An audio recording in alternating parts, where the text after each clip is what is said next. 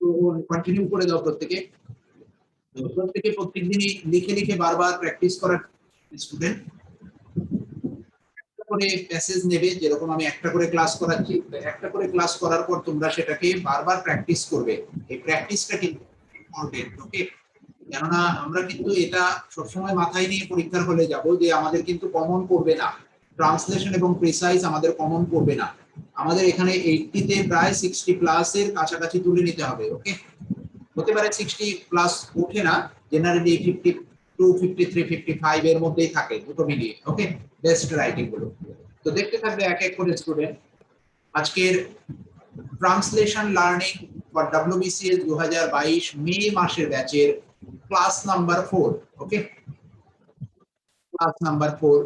তো প্রথমে আমি আগে ট্রান্সলেশনটা পড়ছি, পিকেজে সরকারের বই থেকেই নেওয়া, কিন্তু আমি আমার মতো করে মডিফিকেশন করে নিয়েছি, কারণ আমি দেখেছি প্রিভিয়াস ইয়ারে যে ধরনের জিনিসগুলো বা যে ধরনের সেন্টেন্স গুলো এসে গেছে বা যে ধরনের গুলো আসতে পারে, তো সেগুলোর থেকে একটু ডিরাইভ করে নিয়ে আমি মিক্স আপ করেছি, ওকে?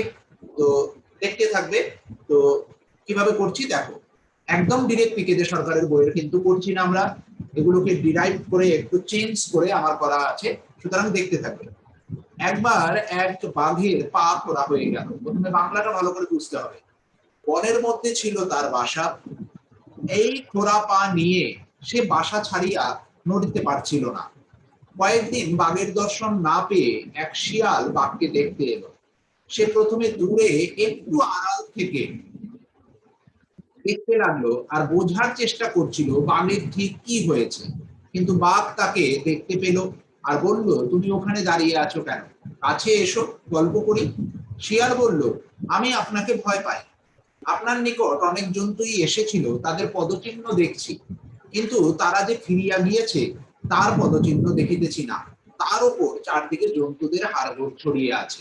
ওকে, ভেরি সিম্পল সিম্পল জিনিস নিয়ে আমি প্রথমে তোমাদের শেখাচ্ছি, বিকজ আমরা বেসিক লেভেল থেকে ডেসক্রিপটিভ ইংলিশ শিখছি এবং কিছু লার্নিং স্টেজ আমি রেখেছি, সেগুলো পরে আসছে। তো স্টুডেন্ট প্রথম দেখতে থাকবে, এক এক করে আমি করছি তাতে, এবং তোমরাও নিজেরা আমার সঙ্গে করতে থাকবে, তাহলে তোমাদের কিন্তু সুবিধা হবে। ভুল হোক, ভয়ের কোনো কারণ নেই, আমি তো পাশে আছি, আমি তোমাদের আপাতত শেখাচ্ছি, ওকে? তাহলে একবার এক বাঘের পা খোড়া হয়ে গেল। তো স্টুডেন্ট, এই যে খোড়া হয়ে গেল, এটা কমপ্লিটলি পাস্ট টেন্স, তাই তো? গেল। তাহলে খোড়া হয়ে যাওয়া ইংলিশ কি? খোড়া হয়ে যাওয়া মানে হলো দুরকম ভাবে লেখা যেতে পারে, একটা হলো গট ক্রিপল,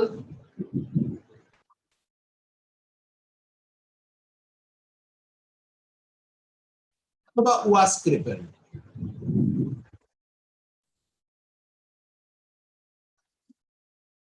ভাবেই কোনো স্টুডেন্ট লিখতে পারে। মনে রাখবে, খোড়া জিনিসটা ক্রিপেলড ওয়ার্ড দিয়ে লেখা হয়, আরো নানা রকম ওয়ার্ড আছে, লেমও লেখা যেতে পারে। এবার আসি আসল জায়গাটা, শেখার জায়গাটা কি, যে বাঘের পা।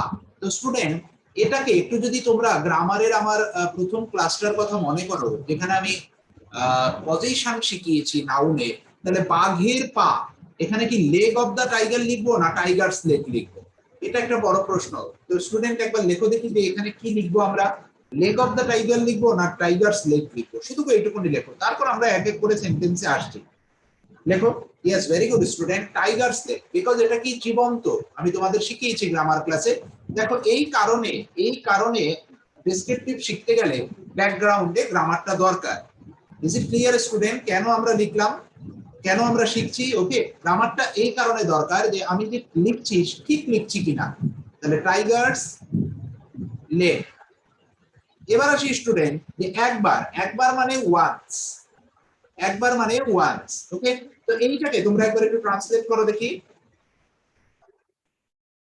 কি হবে স্টুডেন্ট। ওয়াজ গট লেখা যাবে না, হয় গট ক্রিপেলড, না হলে শুধু ক্রিপেলড, না হলে শুধু ওয়াজ ক্রিপেলড, হয় গট ক্রিপেলড না হলে ওয়াজ ক্রিপেলড, যে কোনোটা লিখতে হবে, ওকে? Once a tiger's leg was crippled অথবা got crippled, yes, very good, কোনো একটা। তাহলে কি লিখলাম স্টুডেন্ট, লিখে নাও, once, কমা দিতে হবে অবশ্যই ওয়ান্স এর পরে, এ টাইগার্স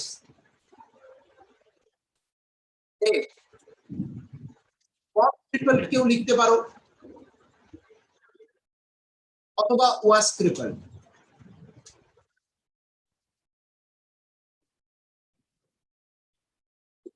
এরপরে আসি যে বনের মধ্যে তার বাসা ছিল। বিকেতে সরকারের বইতে একটু হিন্টস দেওয়া আছে যে এই বাসা বলতে জেনারেলি এই জীবজন্তুদের বাসা যদি তোমার সামনে এসে উপস্থিত হয়, ওকে, তাহলে মনে রাখবে সেটাকে দেন দেন ওয়ার্ডটা ইউজ করবে, দেন। তাহলে তার বাসা ছিল, তাহলে তার মানে কি স্টুডেন্ট? হিজ, তাই তো?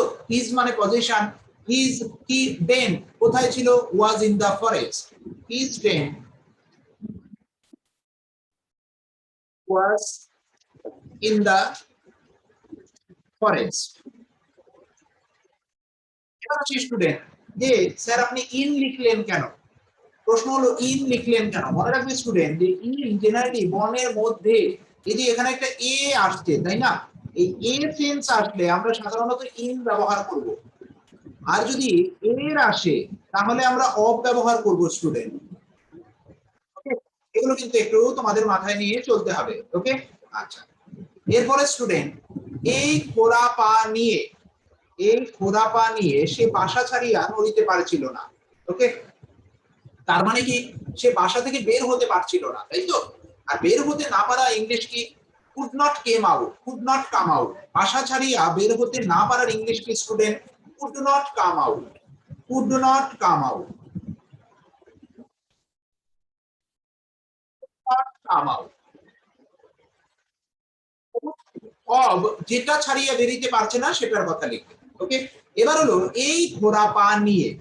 যদি দেখো এই ধরনের সেন্টেন্স আছে যে এটা নিয়ে ওটা নিয়ে এরকম যদি থাকে, তাহলে তোমাকে করতে হবে কি স্টুডেন্ট? উইথ, উইথ এর ব্যবহার করতে হবে।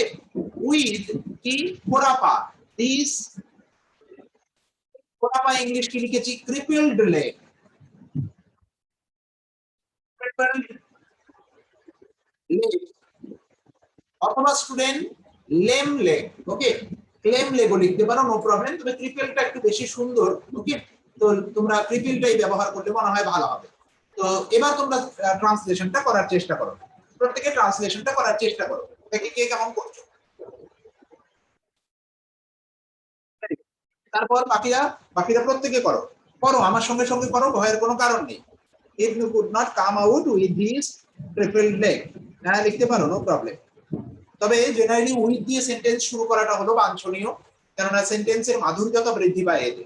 উইথ দ্য ট্রিপল লেগ কি নয়, মনে রাখবে এখানে একটু শিখিয়ে দিচ্ছি যে দেখো কি আছে, সে বাসা থেকে বেরোতে পারছিল না এই খোরা পা নিয়ে, with this triple leg.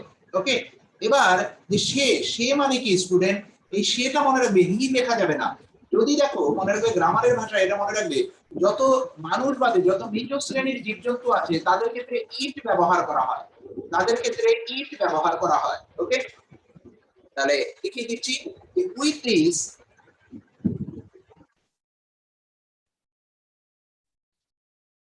leg he could not, হি হবে না, সরি আমিও ভুল লিখছি স্টুডেন্ট, তোমাদের বলতে বলতে হিটাই চলে এসেছে, sorry. It could not come out of the den. লিখবে প্রত্যেকে ইট লিখবে, ইয়েস, কি লিখবে না, ইট লিখবে, ভেরি গুড স্টুডেন্ট। এবার কয়েকদিন বাঘের দর্শন না পেয়ে এক শিয়াল বাঘকে দেখতে এলো। তাহলে এই যে কয়েকদিন বাঘের দর্শন না পেয়ে, তাহলে এই দর্শন না পাওয়া ইংলিশ কি? এই দর্শন না পাওয়া ইংলিশকে তুমি লিখতে পারো not getting, not getting the not getting the tiger. Okay, যে সে টাইগারকে পায়নি, ওকে, না পেয়ে, তাহলে নট গেটিং দ্য টাইগার কি লিখেছে? Move out of his den, move out of his den হবে পলাশ। কিন্তু জেনারেলি উইথ দিয়ে সেন্টেন্স তুমি শুরু করলে তাহলে ফুল স্টপটা কোনোভাবেই আসবে না। ওকে, মুভ আউট অফ হিজ দেন তুমি করতে পারো, ফ্রম হবেই না। তো এবার দেখো যে এই যে দর্শন না পেয়ে, তাহলে দর্শন না পেয়ে ইংলিশ কি? নট গেটিং, সিম্পল একদম নট।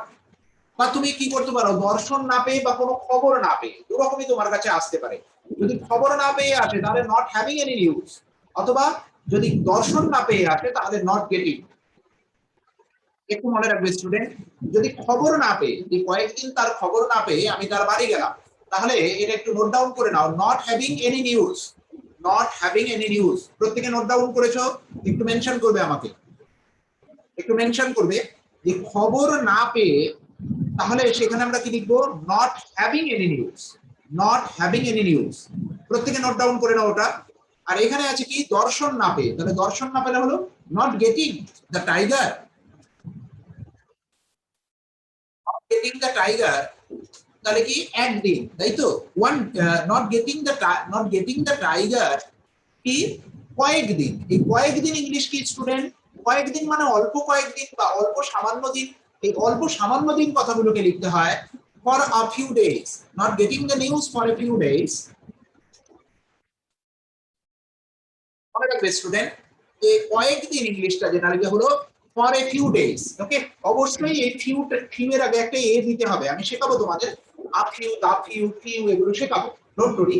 তবে শুধু মনে রাখবে কয়েকদিন ইংলিশটা হলো ফর এ ফিউ ডেজ। ওকে, তাহলে not getting the tiger for a few days, অথবা অনেক সময় স্টুডেন্টরা কি করে ওভার এ ফিউ ডেজ, এটাও অনেকে করে, আমি দুই এক জায়গায় দেখেছি কিছু কিছু ট্রান্সলেশন বইতে এভাবেও দেয়া থাকে। তো যে কোনোটা করা যেতে পারে। তাহলে not getting the tiger for অথবা ওভার এ ফিউ ডেজ, আমার ক্লাস 8 বা 9 10 এর যে স্টুডেন্টরা, তাদের জন্য আমি এইভাবে দেখেছি ওদের বইতে কিছু কিছু সময় দেয়া যায়। কাপল অফ ডেজও দেয়া যেতে পারে, নো প্রবলেম। তাহলে not getting the tiger for a couple of days দিতে হবে, তখন সেভাবেও লেখা যেতে পারে। যে এখানে কেউ যদি মনে করো যে এরকম লিখবে for a couple of days, সেটাও লেখা যেতে পারে। For a couple of days লেখা যেতে পারে, নো প্রবলেম। তাহলে not getting the tiger for অথবা ওভার এ ফিউ ডেজ অথবা for a couple of days, যাই লেখো, যে কি হয়েছে? এক শিয়াল বাঘকে দেখতে এলো। এ ফক্স, এই যে কাউকে দেখতে আসা ইংলিশ কি স্টুডেন্ট? এই দেখতে আসা ইংলিশ হলো ভিজিট করা। ওকে, a fox come, A fox came হবে, sorry, a fox came to visit. ভিজিটের পর আমরা কি লিখবো? হি লিখবো? না, লিখতে পারি না, ইট লিখবো, তাই তো? কেন? যেহেতু বাঘের কথা বলা হয়েছে। ওকে, ক্লিয়ার স্টুডেন্ট? তাহলে not getting the tiger for অথবা ওভার এ ফিউ ডেজ অথবা for a couple of days, A fox came to visit it. তাহলে বুঝতে পেরেছো স্টুডেন্ট? এই দুটো জায়গা বুঝতে পেরেছো যে দর্শন না পেয়ে, তাহলে দর্শন না পেয়ে ইংলিশটা হলো নট গেটিং, তুমি লিখতে পারো। আর যদি বলে খবর না পেয়ে, তাহলে কি লিখবো? Not having any news. আর এই যে দেখতে আসা, কাউকে কেউ যখন দেখতে আসে স্টুডেন্ট, তখন মনে রাখবে কাম টু ভিজিট। ওকে, তিনটে পয়েন্ট প্রত্যেকে প্রত্যেকে মনে থাকবে student. Is it clear? Student is it clear? একটু মেনশন করো, একটু মেসেজ করো, তাহলে বুঝতে পারবো। দর্শন না পেয়ে নট গেটিং, মানে তাকে না পেয়ে বা তাকে দেখতে না পেয়ে গেটিং করা হয়। ওকে,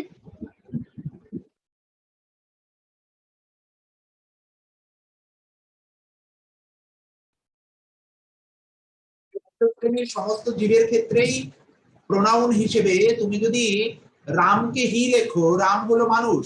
ওকে বলা, ভালো করে বোঝার চেষ্টা করো, রাম হলো মানুষ আর হি হলো তার প্রোনাউন। তাহলে টাইগার, কুকুর, বিড়াল যাই লেখো না কেন, তাদের প্রোনাউন হবে ইট। ওকে, নিচ শ্রেণীর সমস্ত জীবেদের ক্ষেত্রে প্রোনাউন হবে ইট। ওকে, ইজ ইট ক্লিয়ার প্লাস? ওখানে বাঘ বাঘিনীর কোনো গল্প নেই, হ্যাঁ, ভুলে যাও ওগুলো। সে প্রথমে দূরে একটু আড়াল থেকে দেখতে লাগলো। ওকে, তাহলে দূরে একটু আড়াল থেকে দেখতে লাগলো, খুব সুন্দর। দেখো পিকেতে সরকারের বইতে এগুলো নেই, এগুলো আমি অ্যাড করেছি। ওকে, তাহলে সে প্রথমে একটু দূরে, তাহলে আমাকে কি করতে হবে? প্রথমে, তাই তো? অ্যাট ফার্স্ট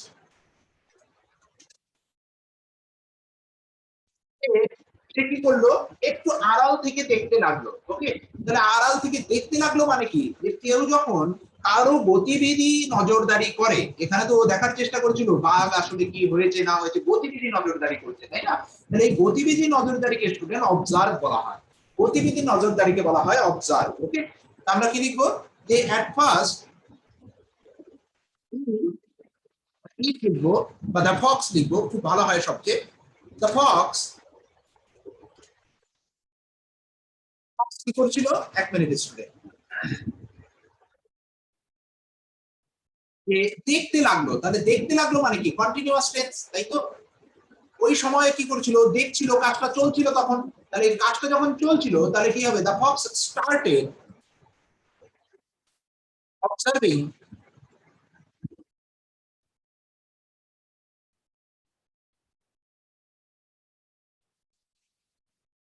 দেখতে লাগাকে স্টার্টেড করা হয়। ওকে, স্টার্টের পর জেনারেলি ভার্বের আইএনজি হয়, এগুলো আমি জিরান চ্যাপ্টারে যাব যখন তখন শেখাবো।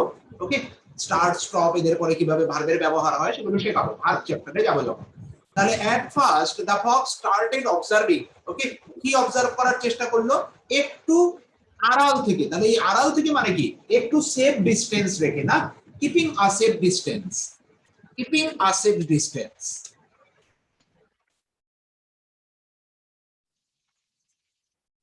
একটু আড়াল থেকে মানে একটা সেফ ডিসটেন্স বাঘের থেকে রেখে। তাহলে কি, at first the fox started observing keeping a safe distance and কি করছিল, বোঝার চেষ্টা করছিল। তাহলে এই বোঝার চেষ্টা ইংলিশ কি, and trying to understand, and was trying to understand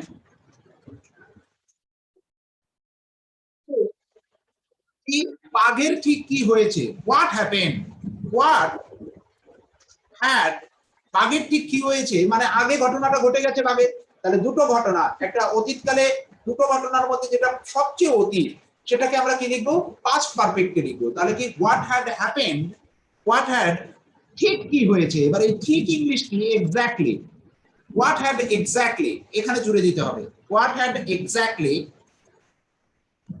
happened to the tiger. Okay, তাহলে স্টুডেন্ট এটা ভেরি ইম্পর্টেন্ট এই জায়গাটা।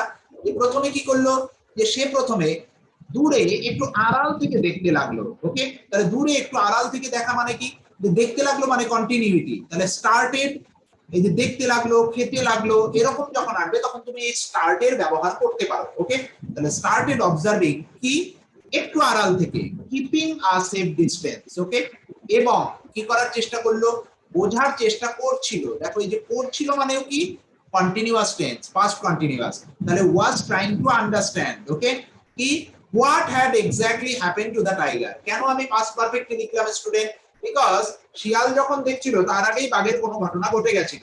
ওকে, তাহলে দুটো অতীত, শিয়ালও দেখছিল আর বাঘের ঘটনাটাও অতীত ছিল। তাহলে যেটা সবচেয়ে অতীত সেটাকে আমরা কিসে লিখবো, পাস্ট পারফেক্টেই লিখবো। ওকে, এরপর কিন্তু বাঘ তাকে দেখতে পেল আর বলল, তুমি ওখানে দাঁড়িয়ে আছো কেন। তাহলে এই যে বাঘ তাকে দেখতে পেল, এই দেখতে পাওয়া ইংলিশটা কি হবে, দেখি কে লিখতে পারো, দেখি কে লিখতে পারো স্টুডেন্ট, বাঘ তাকে দেখতে পেল। এগুলো পিকেতে সরকারের বইতে নেই, এগুলোকে একটু আমি কায়দা করে ঢোকানো আছে। Very good student, very good, fantastic. Notice, কেননা আমি তোমাদের শিখিয়েছিলাম কেউ যখন কোনো জিনিসকে দেখতে পায়, ওকে পয়েন্ট আউট করে কোনো নির্দিষ্ট জায়গায়, তাকে নোটিস বলা হয়। Fantastic student. তাহলে দ্য টাইগার, তাহলে কি আছে, যে কিন্তু বাঘ তাকে দেখতে পেল, বাট টাইগার নোটিস তাকে the Fox, tiger notice the Fox, তাই তো।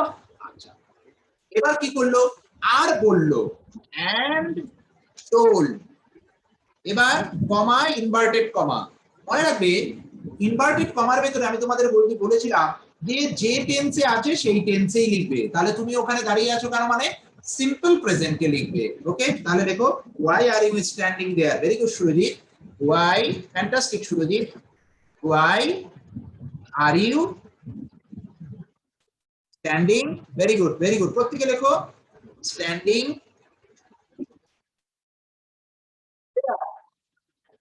এখানে কিন্তু ইনভার্টেড কমা শেষ নয়, এখানে আমি একটা ফুল স্টপ দেব। এবার কি বলেছে দেখে নাও, ফুল স্টপ না, এখানে তো কমা আছে, ই কোশ্চেন মার্ক আছে। এবার বলেছে যে কাছে এসো, এই কাছে এসো ইংলিশ কি হবে স্টুডেন্ট, আর এই গল্প করে ইংলিশ স্টুডেন্ট কি হবে, লেখো দেখি, তোমরা আগে নিজেরা লেখো, কাছে এসো, কাছে এসো ইংলিশ স্টুডেন্ট কি হবে। ইয়েস, অনিমেষ এরকম লেখা যেতে পারে, কাম, কাম হিয়ার, এইটুকুনি লেখা যেতে পারে। Yes, very good, very good. ওরকম লেখা যাবে না প্লিজ, কাম ফরওয়ার্ড ওরকম লেখা যাবে না, কি হবে, প্লিজ কাম হিয়ার, না নিয়ারও লেখা যাবে না, কাম টু নিয়ারও লেখার দরকার নেই, প্লিজ কাম হিয়ার, বা সে প্লিজও লেখার দরকার নেই, বাকি জেনারেলি রিকোয়েস্ট করে না, অথবা অনেকে লিখে কাম ক্লোজারও লেখা যেতে পারে, কাম ক্লোজারও লেখা যেতে পারে, অথবা কাম হিয়ারও লেখা যেতে পারে, নো প্রবলেম। তাহলে এখানে কি লিখবো? Come here. জেনারেলি আমরা কাম হিয়ারই ডাকি, এখন কাম ক্লোজার অনেক জায়গায় লেখা আছে, অনেক স্যাররা করার, বাট আমি জেনারেলি কাম হিয়ারটাই পছন্দ করি বেশি। তো জেনারেলি আমি দেখেছি সাহিত্যে এরা কাম হিয়ারই ব্যবহার করে, come here and come here comma, এবার কি এসো গল্প করি। তাহলে এই যে গল্প করা ইংলিশ কি কেউ লিখতে পারবে? এসো গান গাই, লেটস হ্যাভ এ সং, ওকে। এসো গল্প করি, লেট গসিপ, ওকে, এরকম লিখবে, let's have gossip, let's have gossip student, let's, এই লেটস মানে হলো স্টুডেন্ট, আমি তোমাদের শিখিয়ে দিই, লেট আস, লেটস মানে হলো লেট আস হ্যাভ গসিপ। অনেকে এটা বুঝতে পারে না যে লেটের পর যে অ্যাপোস্ট্রফি এসটা তার মানে কি, তার মানে লেট আস, ওকে, এটা মনে রাখবে, লেটস হ্যাভ গসিপ, এবং অবশ্যই হ্যাভ দিতে হবে, যে আসো গান গাই, let's have a song, okay, let's have a song, এরকম হবে, ওকে, মনে থাকবে স্টুডেন্ট, ইজ ইট ক্লিয়ার? প্রত্যেকে বুঝেছো এই পর্যন্ত?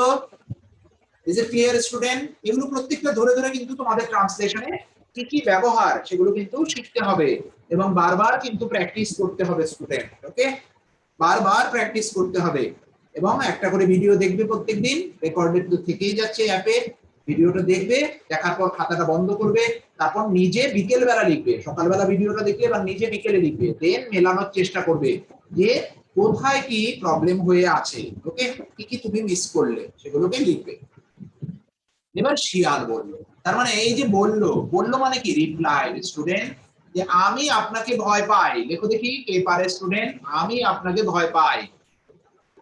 আর পিকেলে সরকারের বই আছে আমার সাহস হয় না, ওকে, আমি এখানে দুটোই শেখাবো, এখানে পিকেলে সরকারের বইতে আছে আমার সাহস হয় না, আর এখানে আছে হলো আমি আপনাকে ভয় পাই।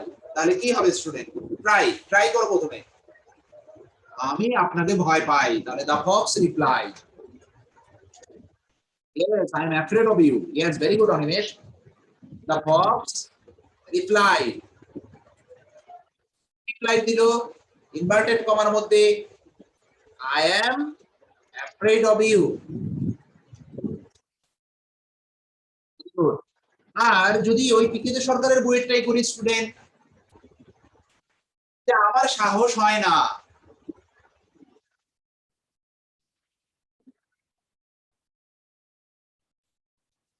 আমার সাহস হয় না, ইংলিশ কি হবে?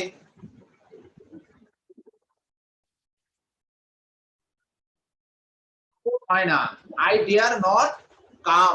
মনে রাখবে একটা জিনিস স্টুডেন্ট, ডেয়ার নট এর পরে 2 প্লাস ভি1 হয় না, নিড নট এর পরে যেমন 2 প্লাস ভি1 হয় না, তেমনি ডেয়ার নট এর পরেও 2 প্লাস ভি1 হয় না।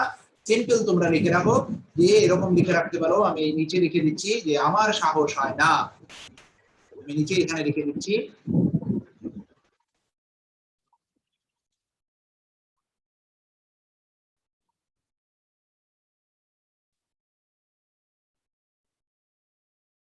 আই ডেয়ার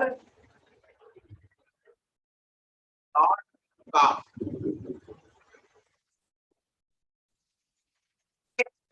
মনে রাখবে এখানে অনেক জায়গায় টু কাম লেখা থাকবে, কিন্তু এই জায়গায় ভুল, হ্যাঁ, ইনফিনিটিভ হয় না এদের পর, আমরা শিখবো, ডোন্ট ওয়ারি।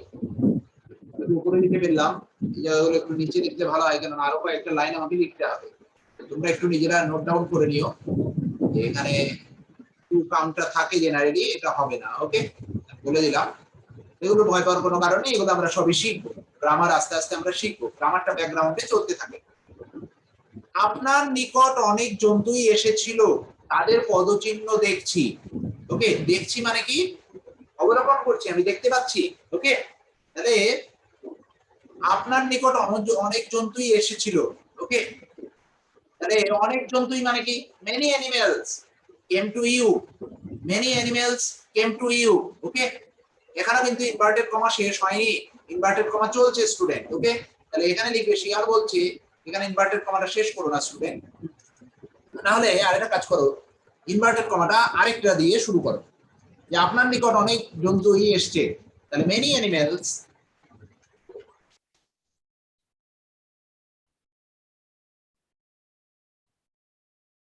To you.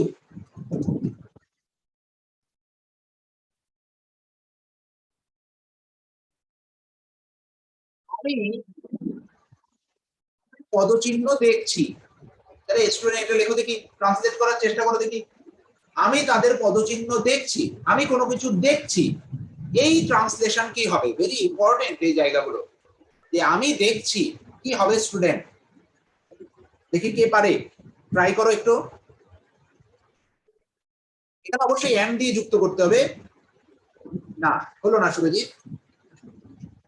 হ্যাঁ, না হবে না, নোটিসিং করা যাবে না। নোটিশ মানে হলো কারো হাতে কিছু আছে, কেউ লুকিয়ে আছে, তাকে তুমি বার করেছো, নোটিশ তাকে বলছে। অবজার্ভও হবে না, অবজার্ভ মানে হলো দূর থেকে দেখা। না, আই এম লুকিংও হবে না, একদম না। এখানে সবচেয়ে মনে রাখবে যে সি এর ব্যবহার, সি যদি শুধু সিম্পল টেন্সে লেখো তাহলেই স্টুডেন্ট বুঝিয়ে দেয় যে আই সি মানে আমি দেখছি, এটা মনে রাখবে। আই সি মানেই আমি দেখছি, কি দেখছি? তাদের পদচিহ্ন। আই সি, এখানে আই এম সিং লেখার দরকার নেই, আই এম সিং হয় না স্টুডেন্ট, আই এম সিং হয় না। ওকে, আই এম সিং হয় না, এটা একটু লিখে রাখো। সিম্পল আই সি হয়, কেননা এদেরকে বলা হয় verb of perception. Verb of পারসেপশনকে যেগুলো তুমি মনের ভেতরে বা যেগুলো তুমি নিজের দৃষ্টিভঙ্গিতে দেখবে সেগুলোকে বলা হয় ভার্ব অফ পারসেপশন, সেগুলোকে কন্টিনিউয়াসে লেখা যায় না, আমরা ভার্ব চ্যাপ্টারে পড়বো। তাহলে কি, এন্ড আই সি আমি দেখছি কি তাদের পদচিহ্ন, their footprints, their footprints, see their footprints and I see their footprints. Okay, এবার স্টুডেন্ট একটা জিনিস দেখো, যে একটু গল্পটা ভালো করে পড়বে, এখানে মজার জিনিস কি, মজার জিনিস স্টুডেন্ট, যে আমি তাদের পদচিহ্ন দেখছি কিন্তু যে তারা যে ফিরিয়ে গিয়েছে তার পদচিহ্ন দেখছি না। তার মানে কি, আমি যে পদচিহ্ন দেখতে পাচ্ছি তারা এসছে সেই পদচিহ্ন দেখছি, তাই তো? এই জায়গাটা একটু মিসিং রেখেছিলেন পিকে সরকার, ইচ্ছে করেই যে কে কিভাবে লেখে সেটা দেখার জন্য।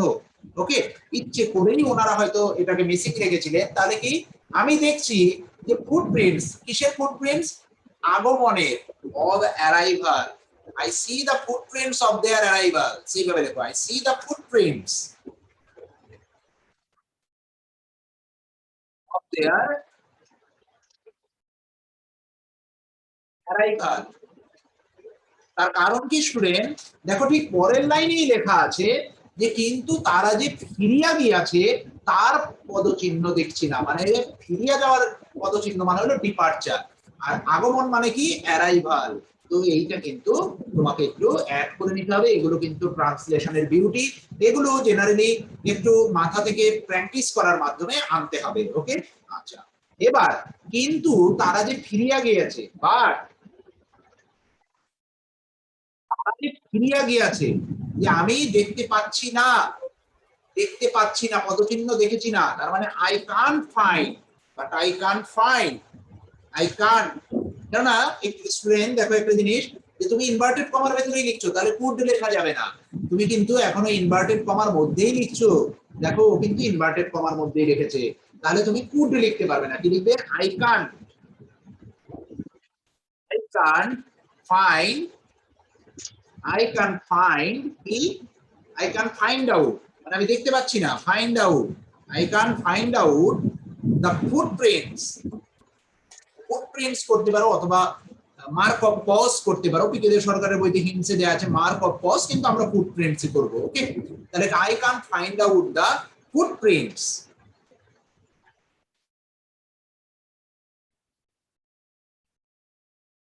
Of their departure. এখান থেকে ত্যাগ করে গেছিল সেটা আমি দেখতে পাচ্ছি না। ওকে, ক্লিয়ার স্টুডেন্ট? ক্লিয়ার এই জায়গাগুলো বুঝতে পেরেছো প্রত্যেকে? এগুলো কিন্তু ট্রান্সলেশনের বিউটি, এগুলো তোমাদের কিন্তু শিখতেই হবে, এগুলো কিন্তু মাথায় রাখতেই হবে। ওকে, এগুলো ছাড়া কিন্তু কোনোভাবেই যে বড় বড় ট্রান্সলেশন সেগুলো কিন্তু পরবর্তীকালে সম্ভব হয়ে উঠবে না, এইখান থেকেই কিন্তু শেখাটা শুরু। ওকে, তারা বুঝতে পেরেছো স্টুডেন্ট? প্রত্যেকে একটু মেসেজ করো, ইজ ইট ক্লিয়ার? দেখো প্রথমবারে কি হয়, প্রথমবার পুরোটা ক্লিয়ার হয় না, এবার তুমি রেকর্ডেড ভিডিও দেখো, তারপর নিজে প্র্যাকটিস করো, যতক্ষণ না নিজে প্র্যাকটিস করবে ততক্ষণ কিন্তু ক্ল্যারিটি আসে না। নিজেকে তোমাকে করতে হবে, আমি করিয়ে দিলাম এবং অবশ্যই তোমাকে করতে হবে। ওকে, আচ্ছা এবার তার উপর দেখো, এগুলো বিকেদে সরকারের বইতে জয়েন নেই, এগুলো আমি নিজে থেকে বিভিন্ন জায়গা থেকেই ফাইন্ড আউট করা যাবে না। আচ্ছা ঠিক আছে, দেখো দুটো ফাইন্ড আউট করলে একটু লেখাটা কেমন হয়ে যায়। Okay, I find out the footprints, তাহলে এখানে সিটা সবচেয়ে better. Okay, I find out the footprints of their animal, তুমি লিখতে পারো, নো প্রবলেম, কিন্তু যেহেতু একই রকম ভার্ব হয়ে যাবে তাই আমরা একটু আলাদা করে দুটোর ব্যবহারই শিখে নিলাম। ওকে, তুমি দুটোকেই ব্যবহার করতে পারো জায়গা বিশেষ। ওকে, আচ্ছা এবার দেখো স্টুডেন্ট, যে এগুলো বিকেদের সরকারের বইতে নেই, এগুলো আমি বিভিন্ন পরীক্ষায় আসা সেগুলো থেকে সেন্টেন্স গুলোকে বানিয়ে তুলে নিয়েছি। তার উপর চারদিকে জন্তুদের হাড়গোড় ছড়িয়ে আছে, তাহলে এই হাড়গোড় ইংলিশ কি স্টুডেন্ট? জন্তুদের হাড়গোড় কি? তাহলে জন্তু মানে কি? জন্তু মানে হলো আমার নিচু শ্রেণীর, তাহলে অ্যানিম্যাল বোনস, অ্যানিম্যাল বোনস। ওকে, তুমি অ্যানিম্যাল বোনস লিখতে পারো, অ্যানিম্যাল বোনস, এবং অবশ্যই এগুলোকে একটা হাইফেন দিয়ে জুড়ে দেবে, মানে এটাকে নাউনের মতো আচরণ করিয়ে দেবে। ওকে, তাহলে তার উপর স্টুডেন্ট ভেরি ইম্পর্টেন্ট, এই তার উপর যে জায়গাটা, এটা আমরা কি লিখবো? তার উপর মানে হলো দু রকম হতে পারে, এক তার উপর আসতে পারে বা সর্বোপরি বলে একটা শব্দ আসতে পারে। কি শব্দ আসতে পারে তোমার সামনে? সর্বোপরি। ভুল হলে আমাকে ক্ষমা করে দিও স্টুডেন্ট। তো কি করতে পারি যে, না ওরকম করো না, ওরকম করো না, দেখো এগুলো এরকম ভাবে লিখতে হয়। তার উপর মানে হলো অ্যাবভ অল, অল যে তার দিকে ছড়িয়ে আছে, তার দিকে ছড়িয়ে থাকা ইংলিশ কি স্টুডেন্ট? এই ছড়িয়ে থাকা ইংলিশ হলো স্ক্যাটার্ড, তাহলে ছড়িয়ে আছে মানে আর স্ক্যাটার্ড। ওকে, তাহলে আর স্ক্যাটার্ড এটাও কিন্তু ইনভার্টেড কমার মধ্যে, এটাও তোমরা একটু ইনভার্টেড কমা দিয়ে নাও, আমার হয়তো টাইপিং মিস্টেক আছে, তো এখানে কিন্তু তোমরা ইনভার্টেড কমা অবশ্যই দিয়ে নেবে। দুটোই কিন্তু ইনভার্টেড কমার মধ্যেও পুরোটা রেখেছে, কেননা এটা শিয়াল বলছে। ওকে, তার উপর চারদিকে জন্তুদের হাড়গোড় ছড়িয়ে আছে, তাহলে তার উপর অ্যাবভ লিখলাম জন্তুদের হাড়গোড়, তাহলে জন্তুদের হাড়গোড় এখানে সাবজেক্ট, তাহলে বোন অফ অ্যানিমেলস লিখতে পারো, অথবা অ্যানিমেল বোনস এইভাবেও লিখতে পারো। কেউ যদি এইভাবে লিখো অ্যানিমেল বোনস, অ্যানিমেল বোনস লিখতে পারো, লিখতে পারো অবশ্যই তোমাকে হাইফেন দিতে হবে, অথবা তুমি লিখতে পারো bones of animals, bones of animals, bones of animals, তাহলে কি হবে স্টুডেন্ট? আর হবে না ইজ হবে, আর হবে। ওকে, আর স্ক্যাটার্ড, স্ক্যাটার্ড হিয়ার এন্ড দেয়ারও করতে পারো student, no problem, here and there অথবা অ্যারাউন্ডও করতে পারো, যে কোনোটা, অ্যারাউন্ড যে কোনোটা করতে পারো। মনে রাখবে যে চারদিকে মানে তুমি হিয়ার এন্ড দেয়ার করতে পারো অথবা অ্যারাউন্ড করতে পারো, বেশি ইউজটা হয় না অ্যারাউন্ডের ইউজটা আমরা পরবর্তীকালেও দেখতে পাবো। তাহলে ছড়িয়ে থাকা ইংলিশ কি স্টুডেন্ট? স্ক্যাটার্ড। ওকে, আর স্ক্যাটার্ড না, স্প্রেড করো না, স্প্রেড করো না, স্প্রেড জেনারেলি একটু অন্যরকম, স্ক্যাটার্ড মানে হলো যেটা নিরবিচ্ছিন্ন ভাবে, মানে চারদিকে এমনি ছিন্ন ভিন্ন হয়ে ছড়িয়ে থাকে না, তাদেরকে বলা হয়। হ্যাঁ হবে হবে হবে, বোনস অফ অ্যানিমেলস করা যায়। নিচু শ্রেণীর প্রাণীদের ক্ষেত্রে আমরা জেনারেলি কি করতে পারি? নিচু শ্রেণীর প্রাণীদের ক্ষেত্রে আমরা অফ প্যাটার্ন ব্যবহার করতে পারি, নো প্রবলেম, কিছু কিছু ক্ষেত্রে অফ প্যাটার্ন ব্যবহার করা যায়। ওকে, যেহেতু এটার সঙ্গে এটা এই বোনগুলো যেগুলো পড়ে আছে স্টুডেন্ট, এগুলো কোনোভাবে এর সঙ্গে আর যুক্ত নেই। ওকে, এর সঙ্গে আর কোনোভাবে কানেক্টেড নেই। ওকে, অ্যাবভ অল অ্যানিমেল বোনস করবে, অ্যানিমেল বোনস, কেননা পরেরটাকে আমরা প্লুরাল করি তাহলেই হয়ে যায়। ওকে, অ্যানিমেল বোনস হবে। Above all, animal bones are scattered here and there অথবা around, অথবা the bones of animals are scattered here and there অথবা around। তো এই ট্রান্সলেশনটা প্রত্যেকে বুঝতে পেরেছো স্টুডেন্ট? বিকেদের সরকার এবং আমার নিজের বিভিন্ন কালেকশন থেকে নেওয়া দুটো মিশ্রণ করে আমি তোমাদের শেখাচ্ছি বেসিক লেভেল গুলো। এখানে অনেক কটা জিনিস আমি তোমাদের শিখিয়েছি, এই প্রত্যেক কটা জিনিস তোমরা নোট ডাউন করবে, নোট ডাউন করে তোমাদের সুযোগ দেওয়া আছে গ্রুপে পোস্ট করার, তোমরা কিন্তু সেটা আমি দেখে নেব, পোস্ট করো। ওকে, খাটতে হবে তোমাকেই, আমি তোমাকে 40% সাহায্য করতে পারি, 60% তোমাকে খাটতে হবে। আমি কোন কোন জিনিস লাগবে সেগুলো করিয়ে দিতে পারি, কিন্তু রিভাইজ করা তোমার কাজ। এবার আসি স্টুডেন্ট, দেখে নাও ট্রান্সলেশনের সবচেয়ে বড় বড় যে জায়গাগুলো, এবার তোমাদের হোমওয়ার্ক দেওয়া শুরু হবে আস্তে আস্তে, আমি শেখাবো, তোমরা হোমওয়ার্ক করবে, বাড়িতে করে এটা লিখতে হবে।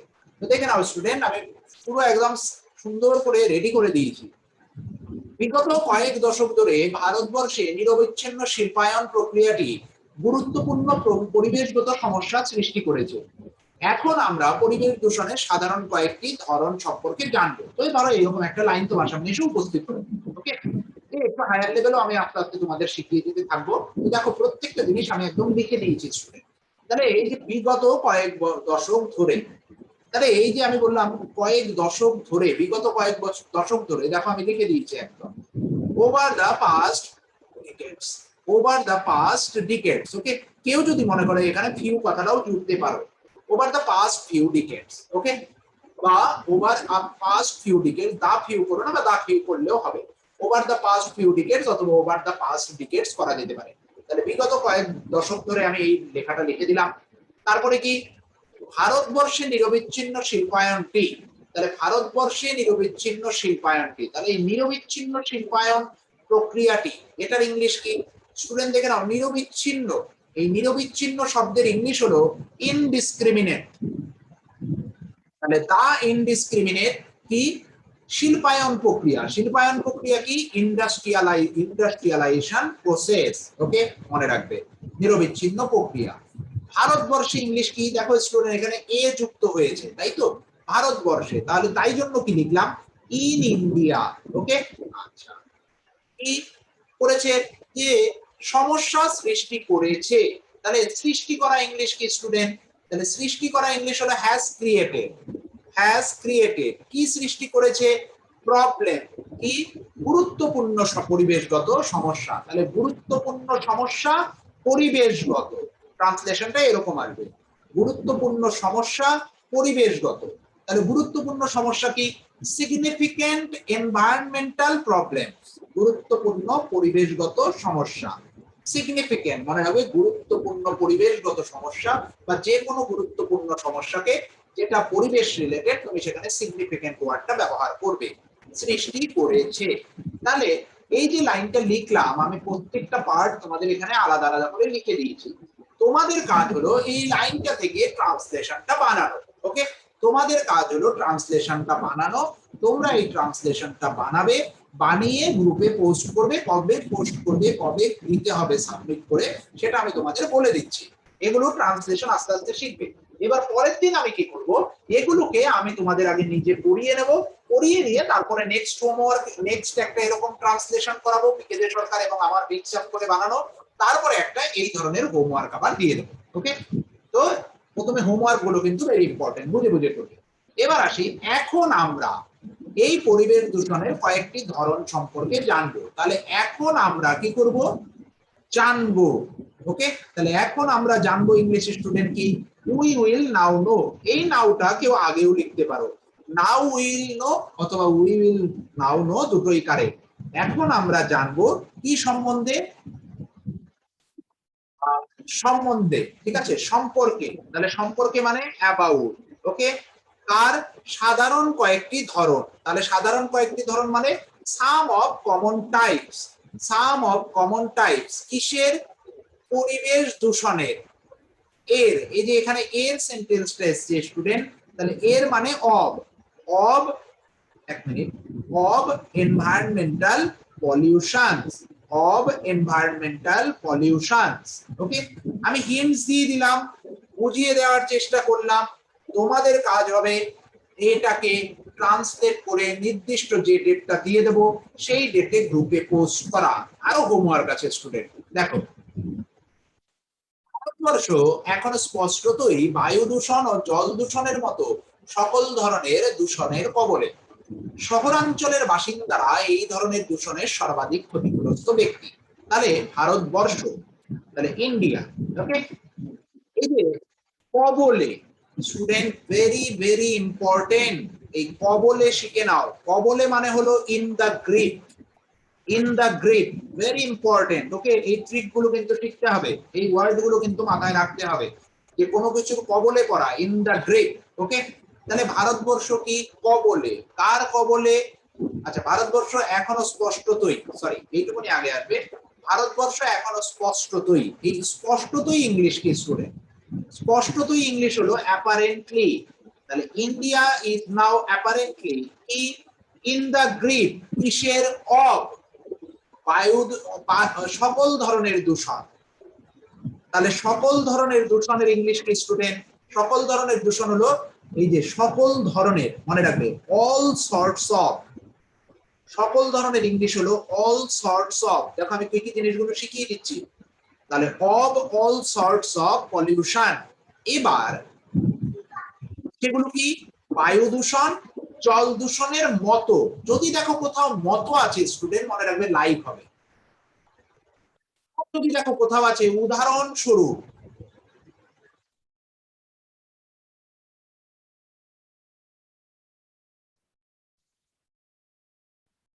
হবে such as।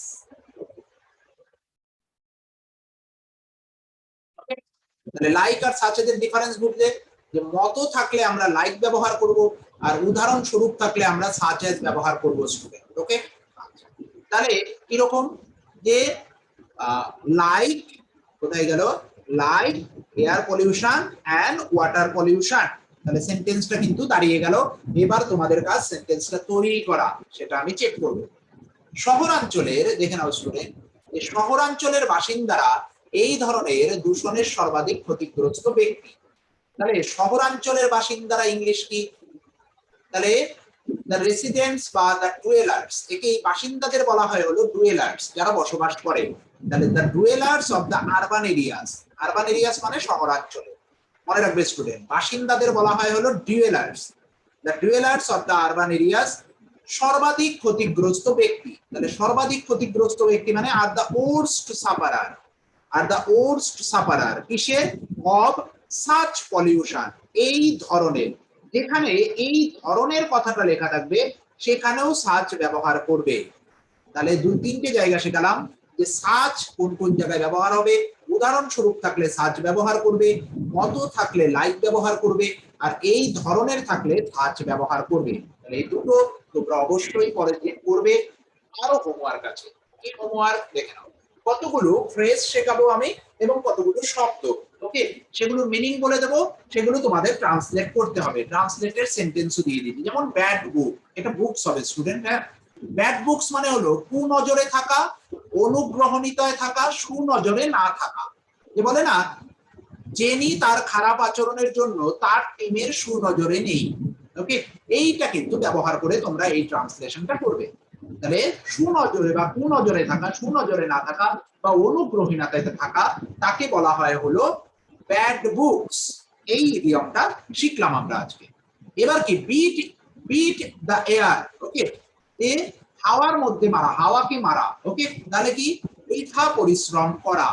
সে কেবল বৃথা কাজ করে চলেছে।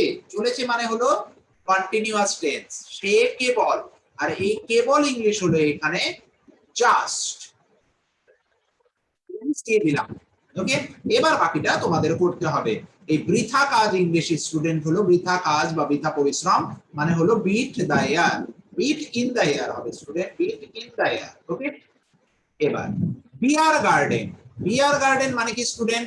ঝগড়ুটেদের, ঝগড়ু, ঝগড়ু হবে ঝগড়ুটেদের আস্তানা। যে যেখানে যে বাড়িতে একদম সবসময় ঝগড়াঝাটি চলে তাকে বলা হয় বিয়ার গার্ডেন। তাহলে দেখো, সে যে বাড়িতে থাকা শুরু করলো তা ছিল ঝগড়ুটেদের আস্তানা। ট্রান্সলেটটা করার চেষ্টা করবে, আমি দেখবো কে কেমন করলে। ভুল হোক, ভয়ের কোনো কারণ নেই। এরপর আসো 4 number, very important word. World class মানে কি? সর্বশ্রেষ্ঠ, সর্বোৎকৃষ্ট অথবা আন্তর্জাতিক মানের। খুব খুব ট্রান্সলেশনে এই ওয়ার্ড গুলো লাগে। তাহলে সর্বশ্রেষ্ঠ ওয়ার্ডটা যেখানে থাকবে সেটাও মানে ওয়ার্ল্ড ক্লাস করবে, সর্বোৎকৃষ্ট ওয়ার্ডটা যেখানে থাকবে সেটাও মানে ওয়ার্ল্ড ক্লাস করবে, আন্তর্জাতিক মানের যেখানে থাকবে সেটাও মানে ওয়ার্ল্ড ক্লাস করবে। ধোনি একজন আন্তর্জাতিক মানের খেলোয়াড়। ওকে, লেখার চেষ্টা করবে। এবার আসি জগৎ বিখ্যাত বা বিশ্ববিখ্যাত, এটাও আসে স্টুডেন্ট। তাকে বলা হয় ওয়ার্ল্ড ফেমাস। ওকে, তাকে বলা হয় ওয়ার্ল্ড ফেমাস। রবীন্দ্রনাথ একজন জগৎ বিখ্যাত কবি। ওকে, লেখার চেষ্টা করবে। এবার হলো দুনিয়া, সারা দুনিয়ায় আলোড়ন সৃষ্টি করে এমন, অথবা দুনিয়া কাঁপানো। দুর্দান্ত ট্রান্সলেশনের সেন্টেন্স ওয়ার্ড এগুলো, যে সারা দুনিয়ায় আলোড়ন সৃষ্টি করে এমন অথবা দুনিয়া কাঁপানো। তার মানে হলো ওয়ার্ল্ড শেকিং, ওয়ার্ল্ড শেকিং, এবং অবশ্যই হাইপেন দিয়ে লিখতে হবে। ট্রান্সলেশনটা কি করবে? সারা দুনিয়ায় আলোড়ন সৃষ্টিকারী আবিষ্কার সমূহ হচ্ছে বিদ্যুৎ, কম্পিউটার ও স্মার্টফোন। ওকে, ক্লিয়ার স্টুডেন্ট? হোমওয়ার্ক প্রত্যেকে বুঝতে পেরেছো? Is it clear? কতগুলো হোমওয়ার্ক দিলাম, তাহলে এই দুটো সেন্টেন্স প্রত্যেকে তৈরি করবে, করে তারপরে এই প্রত্যেকটা ট্রান্সলেশন, এখানে 5টা বা 6টা ট্রান্সলেশন দিয়েছি, বেশি দেইনি, তোমাদের সময় দিয়ে দিলাম 3 দিন সময় দিলাম, 3 days। 3 days you are getting. আস্তে আস্তে বুঝে বুঝে করে গ্রুপে পোস্ট করবে শনিবার দিন সকাল 10টা থেকে দুপুর 1টার মধ্যে। সকাল 10টা থেকে দুপুর 1টার মধ্যে গ্রুপে পোস্ট করতে হবে। ওকে, ঠিক আছে স্টুডেন্ট? 10টা থেকে দুপুর 1টা, 10টার আগেও করবে না, দুপুর 1টার পরেও কিন্তু আর দেখা হবে না। যাদেরটা করা হবে তাদেরটা নিয়ে পরের দিন আমরা আলোচনা করব। প্রত্যেকে কি করবে, একটা খাতায় এগুলো নোট ডাউন করবে, যা যা আমি ট্রান্সলেশন শেখাচ্ছি স্টুডেন্ট, এই ট্রান্সলেশন গুলো নোট ডাউন করবে, আর একটা করে লাইন রেখে দেবে যাতে করে আমি যেটা লেখাবো সেটা তুমি লিখে নিতে পারো। তো ক্লিয়ার স্টুডেন্ট? প্রত্যেকে বুঝেছো? প্রত্যেকে বুঝেছো তো স্টুডেন্ট কি হোমওয়ার্ক? এবং অবশ্যই এই যে পিকে দে সরকার এবং আমার মিশ্রণ করে তৈরি করা যে ট্রান্সলেশন আমি করাচ্ছি বেসিক লেভেলের, একদম সমস্ত পিকে দে সরকার এবং পিসি দাস আমি শেষ করাবো। ওকে, তো এগুলো কিন্তু প্রত্যেক দিন একটা করে ভিডিও বাড়িতে দেখা এবং নিজে নিজে আমি যে পয়েন্টগুলো বলেছি সেগুলোকে কিন্তু একদম মাথায় রেখে নামানো। ওকে, সেগুলো কিন্তু করতে হবে। ওকে, ওকে স্টুডেন্ট, তো এই পর্যন্তই রইলো। আচ্ছা, আরেকটা জিনিস, যে একটা কিন্তু আমার করানো বাকি আছে, সেটা আমি করিয়ে দেব, কোনো একদিন জয়েন করিয়ে নেব। সেটা কি বাকি আছে? সেটা হলো ওই যে ভুবনের সাহস বাড়িয়া গেল, সেটা আমি করিয়ে দেবো। ওটা নিয়ে চিন্তা করো না, তোমরা করেছো, প্রায় প্রত্যেকেরই ঠিক হয়েছে, তাই আমি বেশি গুরুত্ব দিচ্ছি না, প্রত্যেকেরই ঠিক হয়েছে। তাহলে এই পর্যন্ত রইল student. Thanks for the joining, good night to you all. একটু পরে রেকর্ডিং এবং পিডিএফ আপলোড হয়ে যাবে, এগুলো ভালো করে করে যেরকম বলেছি সেরকম কিন্তু সাবমিট করতে হবে। Okay, good night to you all.